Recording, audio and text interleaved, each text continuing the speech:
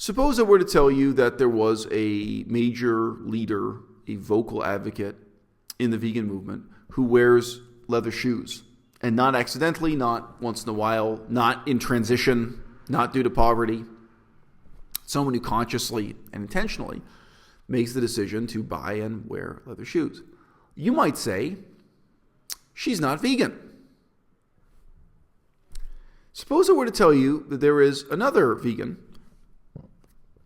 who is a vocal advocate for veganism and a leader in the movement, who believes that you do no harm to an animal when killing it, who believes that it is acceptable to kill animals so long as you treat them with compassion prior to being killed, who supports the idea of use and exploitation of animals, varying from castration of animals all the way over to taking eggs from hens that are kept in your house and eating the eggs.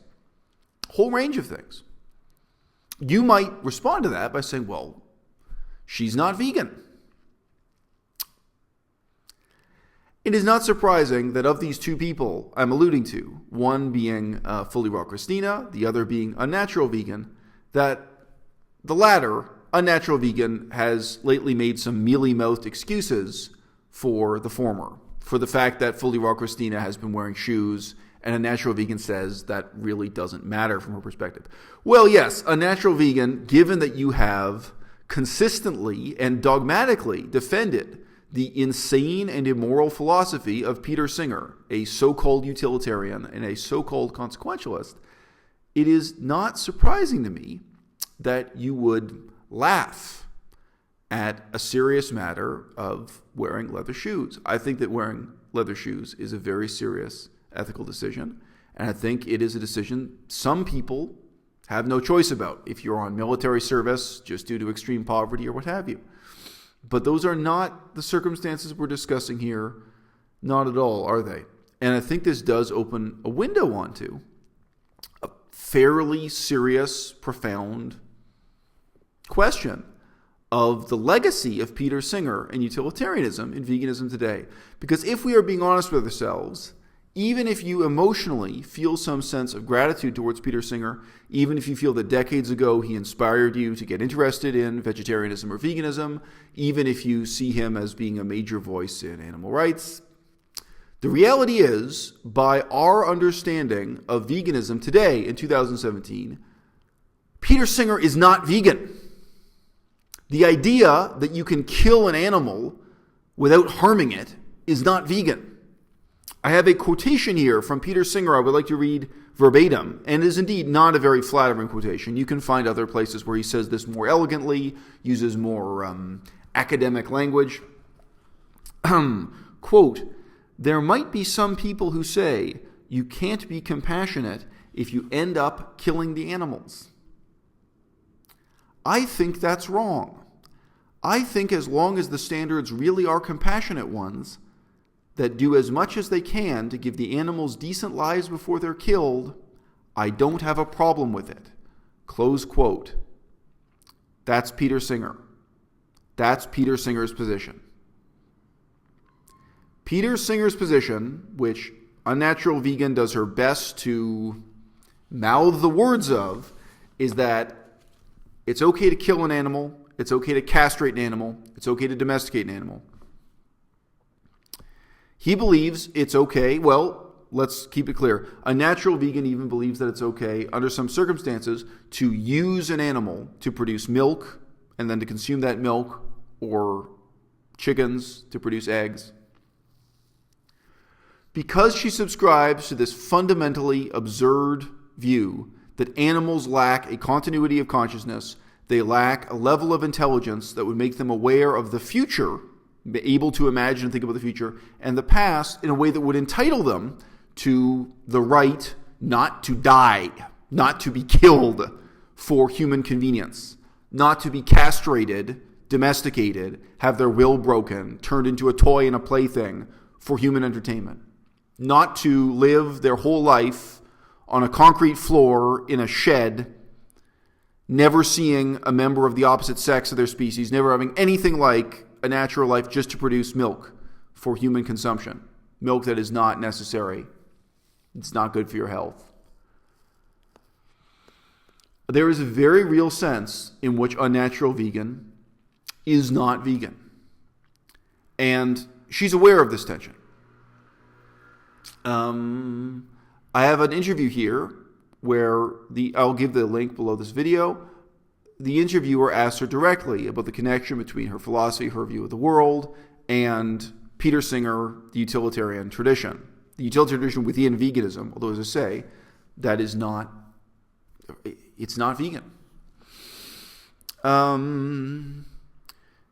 Would you describe yourself as a utilitarian? The interviewer asks.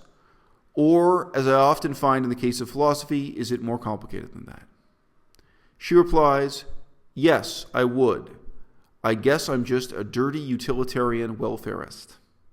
In all seriousness, I believe consequences and context matter, not rules or concepts that mean nothing to creatures that do not have the intellectual capacity to understand them.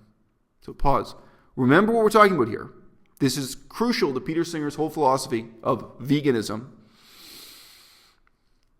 She's actually claiming that an animal doesn't have the capacity to understand the difference between life and death.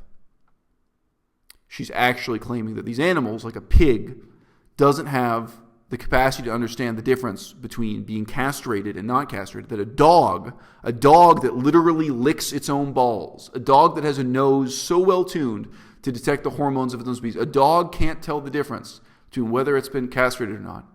And that a pig has no interest in, has no capacity to appreciate the difference between a life as a wild boar in the forest, foraging, finding its own food, and its life as a pet, as a plaything, being fed from a human hand. A life in a pack, whether we're talking about a pack of wolves or a pack of wild boars, socializing within its own species, as opposed to a life just existing for human entertainment, for human needs. You really think, now, don't get me wrong, I do not think that pigs or dogs have the language to reflect on these things. But if you think they can't appreciate that, if you think there's any animal endowed with eyes and ears and a brain that is not aware of, that cannot appreciate the difference between whether it is alive or dead, you've gone very far down this consequentialist road.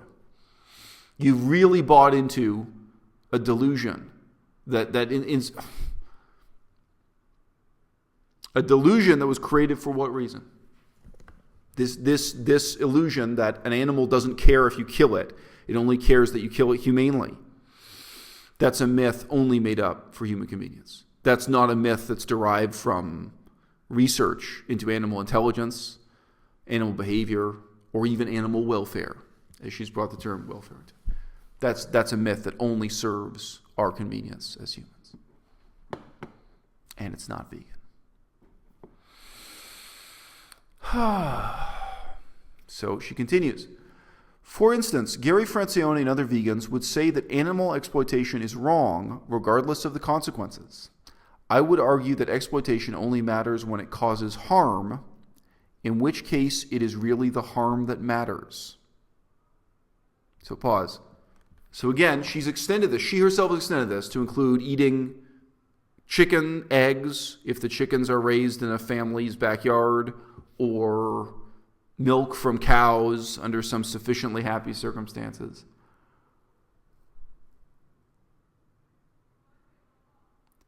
Is anyone stupid enough to imagine that a cow is not harmed by living its whole life in a shed to produce milk for human beings? Now, there may be a sense that cow, maybe you don't brand it with a number. Maybe you don't cut its ear to put a tag in it. Maybe you add cushions in the shed. Maybe you have a silk-lined shed, the most beautiful cow shed imaginable for this cow to live its life and produce milk for your consumption. And a few religious groups do that. There are some small Hindu groups that have luxury accommodations for the cows that are producing their milk. It's still sick and twisted and bad and wrong. You're still talking about human beings getting down on their hands and knees and sucking the milk out of another species' tit. It's still wrong and bad on so many levels. And although you can, from a human perspective, claim that you're providing that cow with a good life, that's only a human definition of what a good life for a cow would be. It has nothing to do with how that cow would live in the wild, right? It has nothing to do with the aurochs, the wild ancestor of the cow, right? And it's the same with how you treat a dog or a pig, one of these pigs that's being raised as if it were a dog, as a plaything. This is a deeply problematic and incredibly easy to refute worldview that she has inherited from Peter Singer. Okay, but I continue. Her reply to this is not over. She says, quote, "An elephant cannot comprehend being used for entertainment, but it may not appreciate the inability to roam." Okay. So she actually took it a step further. Claiming, again, this is completely consistent with Peter Singer's original vision, that because an elephant doesn't have the continuity of consciousness necessary, doesn't have the imaginative, reflective capacity necessary to understand the difference between being exploited for human entertainment and being in the wilderness, that therefore the elephant is not harmed by the circus, by the petting zoo, by being domesticated, by being exploited for human entertainment. This is not vegan. And very simply put, this is not vegan. I find this incredibly easy to refute. But again, I would just ask, where did this evaluation of elephant intelligence come from? Because I wouldn't even accept this explanation for guinea pigs. I mean, for some animals where maybe their intelligence isn't that impressive to us. But have you even just read literature? We have centuries and centuries of human beings living together with elephants. And for me, like in ancient Buddhist literature already, 2,500 years ago in ancient India, human beings were deeply impressed by and somewhat terrified by the intelligence that elephants had. And to my knowledge, the advancement of science and research on animal behavior and intelligence has only deepened our appreciation for the elephant as our fellow earthling, as a creature that has tremendous capacity to remember and make decisions and plan and use its time creatively and what have you. But I mean, to me, this is a justification as stupid as anything a meat eater says, and it serves the same fundamental purpose. And it actually, even though it is a welfarist position, as she says herself, it shows no interest in the welfare of these animals. If you want to see something that'll give you nightmares, look at images of what really happens when a human being cuts the tusk off of an elephant. That tusk, there's the blood and gore and pain involved. Yes, the outer part of the tusk is hard white material, but the inside is red and bloody and full of nerve endings. And to watch a human being detusk an elephant or cut the tusk halfway, which is absolutely par for the course, absolutely is part of the domestication of animals, domestication of elephants at some stage of their life. And the whole process of training an elephant, of breaking its will, of making it, of domesticating an elephant, the brutality is unbelievable. And yes, it's very psychologically complex brutality because elephants are so intelligent. I could say more. I've spent time around elephants in Southeast Asia, but this is the example she chose. She didn't choose to use the example of chickens or fish. It's mind-blowing to me that someone who pretends to be vegan, someone who claims to be vegan, would say this about elephants, showing apparently absolutely no interest in elephants, in what the domestication and exploitation of elephants really means in terms of the harm done to them, and also no interest in elephant intelligence. She's just dogmatically proceeding for the fact that Peter Singer claimed animals have no continuity of consciousness, and that therefore you can kill them without harming them. So obviously, it's not much of a leap of inference for her to imagine that you can castrate them without harming them. Or indeed, elephants, they go through a cycle when they are in must, when their hormones are acting up and they're trying to mate. Human beings strap down elephants in chains to restrain them during their must. And that would leave a powerful impression on you, whether you're vegan or not, just to see the physical struggle that humans have to live with and domesticate elephants. And the elephant knows. You don't have to believe that elephants are close to ourselves in intelligence to realize that an elephant that is literally being chained down to prevent it from following its natural instincts of trying to mate with the opposite sex, that human beings are restraining it in the most brutal and obvious fashion imaginable, try to deprive it of its natural instincts and behaviors. What do you think the elephant fails to understand about that situation? And why would a vegan say this sentence? Quote, an elephant cannot comprehend being used for entertainment. So there's a somewhat misleading quote here. The questioner says, utilitarian philosopher Peter Singer is entirely motivated by a desire to reduce suffering. This leads him to see no moral problem with ending the life of an animal if it could be achieved without that animal suffering. So I've already, I think, raised enough concerns here to point out how absurd this is on many different levels. Today, in 2017, maybe in the 1960s this was really debated sincerely. Today, in 2017, do you think that there is any debate within the vegan movement about whether or not killing an animal constitutes harm to that animal? We have so many debates within veganism, but that is not one of them.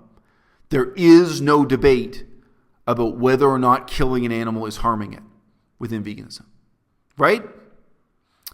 But Unnatural Vegan takes her stand outside of veganism. And she takes her stand with Peter Singer and this so-called utilitarian tradition. I agree with Singer, she says, quote, while I personally would not consume animals even if no suffering could be guaranteed, I have no qualms with others choosing to do so. So that was Unnatural Vegan stating she has no qualms with other people eating animal meat. If, as I quoted at the beginning from Singer, the animals are treated with enough compassion. If the animals are not suffering. Okay? Now, maybe that's a fascinating philosophical position to take, but it's not vegan. It doesn't take a genius to point out this is a non-vegan philosophy. This is a non-vegan political position. I continue to quote, as you said, this cannot be guaranteed, at least not at this time, i.e. the killing an animal without suffering cannot be guaranteed at this time. But what, in the future, we're going to have such technologically advanced ways to kill animals that people can eat meat and still be called vegan? It's ridiculous. I continue my quote, this is why I promote eliminating or at least reducing animal consumption. As difficult as it may seem, it really is the best option in terms of reducing animal suffering. Buying chicken breasts with humanely raised on the label just does not cut it. Close quote. Okay, thank you, Unnatural Vegan. I hope you will change the name of your channel to Unnatural Reducitarian Utilitarian. Okay? Because you're not vegan. And you never have been. You've been a consistent clone of Peter Singer for your entire YouTube career, and I'd like you to come out of the closet and admit that you're not vegan. All right? Now, it's not surprising to me at all, given that I know this about you, that you've come out and made mealy-mouthed excuses for another vegan, who is really a fake vegan, fully raw Kristina, who wears leather shoes, and you say, from various ways and various perspectives, that doesn't matter. You think that wearing leather shoes is less important than whether or not somebody supports the use of vaccines. Okay? My opinion on vaccines is immaterial. I'm basically pro-science, so you can fill in the blanks. Believe it or not, vaccines are not part of veganism. People can be pro-vaccine or anti-vaccine and still be vegan. People can be pro-abortion or anti-abortion and still be vegan. But these issues we've been talking about, Swayze, Unnatural Vegan, these are actually central to the definition of veganism. Whether or not killing animals is acceptable, whether or not wearing leather shoes is acceptable, this is not extraneous to or outside of veganism. All right? So you're dead wrong to make excuses for a vegan, someone who claims to be vegan in a vegan movement, a leader in the vegan movement wearing leather shoes, on the basis that wearing leather shoes is, from your cute little perspective, less important than whether or not they endorse the use of vaccines. On the grave of Karl Marx, there is a saying. There's a quote from Marx himself. Marx said famously that the purpose of philosophy is not just to describe the world, not just to analyze the world, not just to understand the world. The purpose of philosophy is to change it. Okay? A lot of the time, my fellow vegans, they put a great deal of emphasis on that aspect of the Western tradition of philosophy. But another important aspect, going back to ancient Greece and Rome, another important aspect of the Western tradition of philosophy is to look at the meaning of our lives and what it is to lead a meaningful life. And to test our philosophies, not just in terms of whether they are true or false, but whether or not we can live with them, whether or not they lead us to living a meaningful life. I think the most fundamental philosophical struggle we have in veganism is actually just of showing people that veganism is possible, that it is possible and practicable to be vegan. And it always riles me. I mean, I think it's the most fundamental challenge is when people respond to the idea or concept or challenge of veganism by saying, well, you have to be reasonable. Well, let's just be realistic. Recently, I saw a vegan cheetah, who's again not really vegan, saying that for people to eat meat once a month would be more realistic. For the vast majority of human beings, the idea that it is ethically incumbent upon you to be vegan will only arise after they consider it possible and practical, right? It's only when it's an attainable goal, when it can be a normal part of our daily lives, our weekly lives, that we can really think about whether or not morally it's obligatory for us to do so, right? And I just do not understand why. I mean, there are people who live with the fundamental delusion that if they don't eat meat, they will die. I've met and spoken to those people in Canada, but in Cambodia also. There's some people where really, due to lack of education, they actually believe they will die if they don't eat meat. You can meet people, maybe more commonly in the rest of the world, who really sincerely believe that if they don't eat dairy products, their health will deteriorate and they will die. Okay? Nobody believes that you need to wear leather shoes, and if you don't wear leather shoes, you will die. Nobody within this movement is laboring under that delusion, right? And I have to ask, if you look at any other social movement or any other philosophy that has sought to change the world, who has suffered less than we have? Somebody like Fully Raw Kristina, who's very proud of her appearance.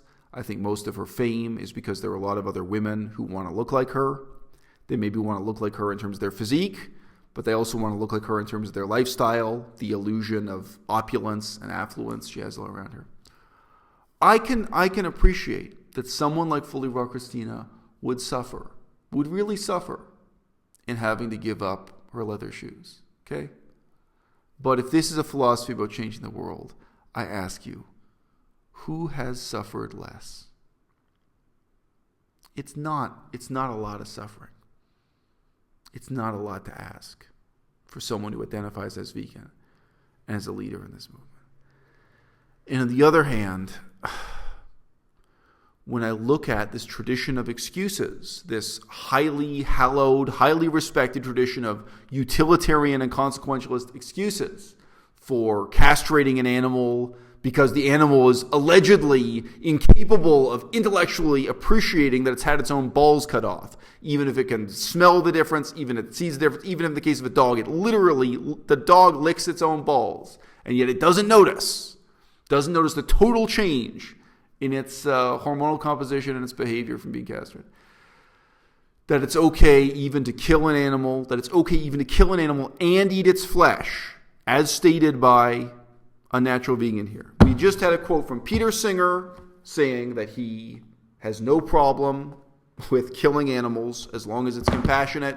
We have a quote from Unnatural Vegan saying she has no problem with people killing animals and eating them as long as there is no suffering involved. I think these are all excuses that really come from an era when people were profoundly uncertain about whether or not being truly vegan was possible. I think they come from an era when people were trying to make excuses for eating meat. I don't think anyone was trying to make excuses for domesticating elephants for entertainment. I have no idea. I have no idea why she took it there. She chose that example, not me. But I mean, in the same way that vegans now have to look at the whole edifice of modern Western factory farming and just say, this is an error, this is a mistake, and it's wrong. I think we have to look back on an earlier generation of vegan philosophers like Peter Singer, vegan political leaders like Peter Singer. We have to look back at them and say, this is a mistake, this is wrong.